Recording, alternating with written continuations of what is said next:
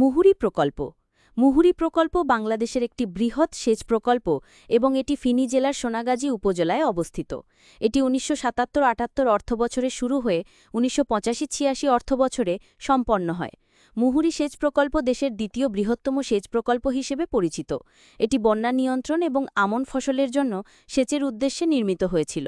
এছাড়াও এটি দেশের প্রথম বায়ুবিদ্যুৎ কেন্দ্র এবং দেশের বৃহত্তম মৎস্য জোন হিসেবেও পরিচিত। কিভাবে যাওয়া যায়? ফেনী শহর থেকে বাসে করে সোনাগাজী উপজেলা সদরে যাওয়া যায়। সেখান থেকে সিএনজি বা রিকশা নিয়ে মুহুরী প্রকল্পে যাওয়া যায়। এছাড়া সোনাগাজী উপজেলা সদর থেকে বাসে বাদামতলী এসে সেখান থেকে রিকশাতেও যাওয়া যায়। সেচ ব্যবস্থা: বর্ষা মৌসুমে বন্যা নিয়ন্ত্রণ এবং শুষ্ক মৌসুমে সেচের জন্য এই প্রকল্পটি নির্মিত হয়েছে। ফেনী ও মিরসরাই সেচ: ফেনী জেলার সদর, ছাগলনাইয়া, পরশুরাম, ফুলগাজী, সোনাগাজী এবং চট্টগ্রামের মিরসরাই উপজেলার কিছু অংশে এই প্রকল্পের মাধ্যমে সেচের সুবিধা প্রদান করা হয়। ফেনী নদীর ওপর নির্মিত মুহুরী সেচ প্রকল্পটি ফেনী নদীর ওপর নির্মিত হয়েছে। বায়ুবিদ্যুৎ কেন্দ্র: দেশের প্রথম বায়ুবিদ্যুৎ কেন্দ্র এখানে স্থাপন করা হয়েছে। মৎস্যজোন: মুহুরী প্রকল্প দেশের বৃহত্তম মৎস্যজোন হিসেবেও পরিচিত।